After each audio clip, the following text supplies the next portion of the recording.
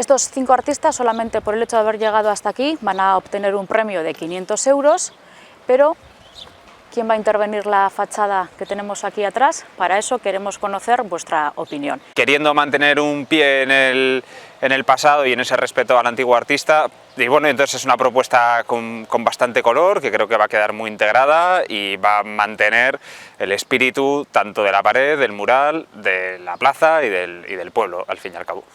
Respecto a la imagen y al contenido temático, se presenta como una visión aérea de un espacio urbano con cuadros superpuestos que se entendería como una metáfora del espacio, ese espacio urbano como gran tablero de juego en el que todos concurrimos y en el que todos nuestros movimientos tienen alguna función y alguna responsabilidad.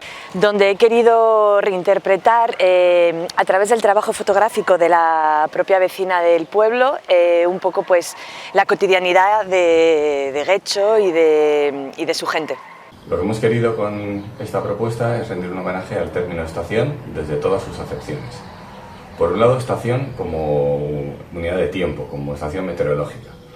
Luego, por otro lado, estación como estación de tren, estación de ferrocarril. Pues estamos situados, el mural está situado en la antigua parcela Estación de las Arenas, es un lugar de tránsito, eje vertebrador del municipio, y queríamos que eso quedase reflejado y plasmado en el mural. Es un mosaico vecinal que viene a ser una cuadrícula que se había presentado, que se representaba en el ajedrez, en el mural del ajedrez, pues parte de esa cuadrícula también figura de otra forma pues en esa propuesta. Algo quizás significativo de la propuesta tiene una referencia al mural anterior que había aquí. Y así, del 5 al 15 de septiembre, a través de la plataforma Seugas y de las diferentes urnas que coloquemos en el municipio, podréis dar vuestra opinión.